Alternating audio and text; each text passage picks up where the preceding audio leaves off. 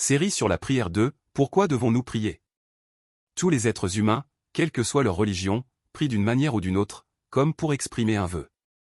Dans toutes les religions, la prière est présente, et elle est un outil pour les croyants. Même ceux qui n'ont pas de religion ont souvent le désir profond de voir leurs souhaits se réaliser à leur manière. En d'autres termes, la prière n'est pas exclusive aux chrétiens. Le fait de présenter ses désirs avec insistance existe chez ceux qui suivent des religions païennes, chez les adorateurs de Baal, et même chez les athées. On peut dire que la prière est un instinct primitif qui coexiste avec la vie humaine. Mais la prière du chrétien est différente de cette manière de faire des vœux propres au monde. Ceux qui sont nés de nouveau par la justice de Dieu et la grâce rédemptrice de Jésus-Christ, ceux qui sont le peuple de Dieu, ses enfants prient d'une manière fondamentalement différente. Notre bon Père Céleste n'est pas un Dieu à qui il faut tout expliquer pour qu'il sache. Il n'est pas un Dieu qui n'agit que lorsque nous faisons preuve de la plus grande sincérité. Il n'est pas un Dieu qui aurait été sans plan au départ, mais qui changerait soudainement d'avis si nous prions suffisamment fort. À partir de maintenant, nous allons examiner ce que dit la Bible sur la prière. Non pas une prière de type mondain, mais la prière selon l'Écriture, révélée à travers le message biblique. La prière est un privilège du chrétien. Si nous sommes chrétiens, alors nous pouvons prier.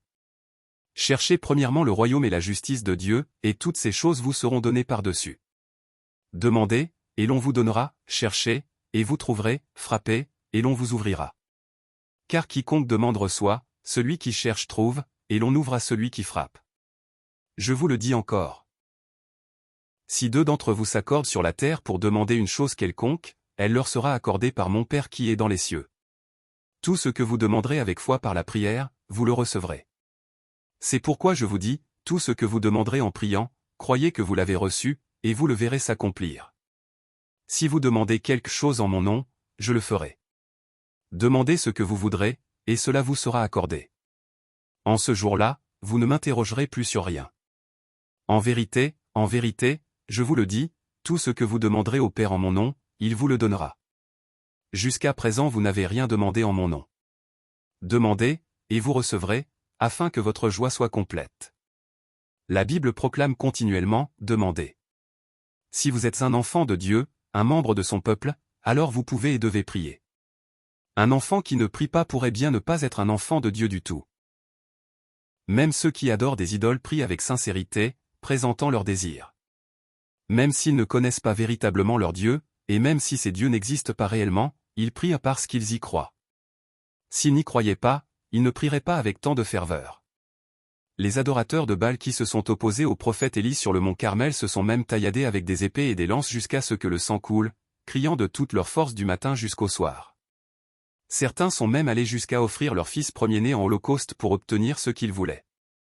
Ils ont agi ainsi parce qu'ils croyaient. De la même manière, un vrai chrétien doit prier. Prier n'est pas seulement un moyen d'obtenir quelque chose ou un résultat. Le fait même de prier est un acte de foi ou une preuve que l'on croit en l'existence de Dieu. Peu importe que le contenu de notre prière soit ou non biblique, ou qu'elle soit correcte ou non. Cela s'apprend avec le temps. Quelle que soit la prière, prier vaut mieux que ne pas prier du tout. Les enfants de Dieu parleront inévitablement à leur Père et lui feront des demandes. Pour les chrétiens, la prière ne se résume pas à des cris de détresse dans les moments difficiles. La prière est une question de vie spirituelle et de profondeur, en tant qu'enfant de Dieu. Bien sûr, les chrétiens prient pour obtenir l'aide de Dieu en temps de crise. Mais même en dehors de ces circonstances, nous avons le devoir spirituel de prier sans cesse. C'est pourquoi nous devons comprendre ce qu'est réellement la prière selon toute la Bible. En tant que peuple de Dieu qui croit en l'unique Créateur du ciel et de la terre, notre acte de foi, la prière, doit être fondamentalement différent de la manière de prier des autres religions ou des athées. Ce n'est que lorsque nous comprenons correctement la prière que son contenu et sa forme peuvent être justes. Si nous ne comprenons pas celui à qui nous prions, le Dieu qui entend et agit, alors nous pourrions finir par faire les mêmes efforts religieux erronés que ceux qui se tailladaient ou offraient leur fils en sacrifice pour obtenir ce qu'ils désiraient. La prière est un devoir du chrétien. Pour les enfants de Dieu, prier n'est pas une option, c'est un commandement. Dieu commande à son peuple de prier. Ce n'est pas à cause de vous que je vais agir, maison d'Israël, mais à cause de mon saint nom. Le jour où je vous purifierai de toutes vos fautes, je repeuplerai vos villes, les ruines seront reconstruites. La terre dévastée sera cultivée au lieu de rester un désert. Alors les nations qui resteront autour de vous sauront que moi, l'Éternel, j'ai rebâti ce qui était détruit et replanté ce qui était désolé. Moi, l'Éternel, j'ai parlé, et j'agirai. Ici, Dieu déclare la restauration d'Israël. Il dit clairement, moi, l'Éternel, j'ai parlé, et j'agirai. Mais il ajoute ensuite. Voici ce que dit le Seigneur, l'Éternel, je me laisserai encore fléchir par la maison d'Israël, pour agir ainsi en leur faveur. Je multiplierai leur population comme un troupeau. Et ils sauront que je suis l'Éternel. Voici l'essentiel. Même si Dieu a promis de le faire, il dit que le peuple d'Israël doit encore le lui demander.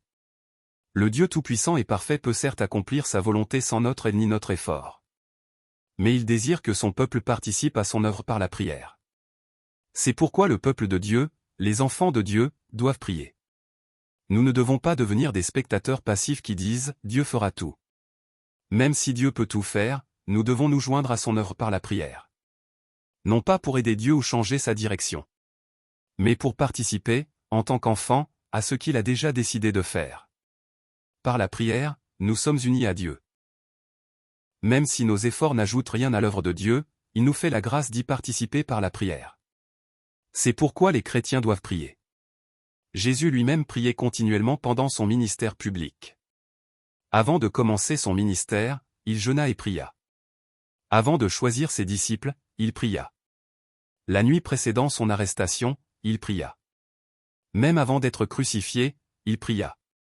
Jésus, bien qu'étant Dieu, priait sans cesse et marchait avec le Père. Nous aussi, nous devons prier. La prière n'est pas une technique ou une compétence. C'est la foi et l'obéissance, fondées sur la connaissance biblique de qui est Dieu. C'est un devoir spirituel et un privilège pour les enfants de Dieu. La prière chrétienne n'est pas un outil pour faire descendre la puissance de Dieu sur notre réussite, notre prospérité ou nos projets. Ce n'est pas une manière d'informer Dieu de nos plans. La prière est une confession de notre engagement à nous soumettre à ses plans. C'est une déclaration que nous appartenons à Dieu, en tant que son peuple. La série sur la prière continue avec. Qui peut prier ?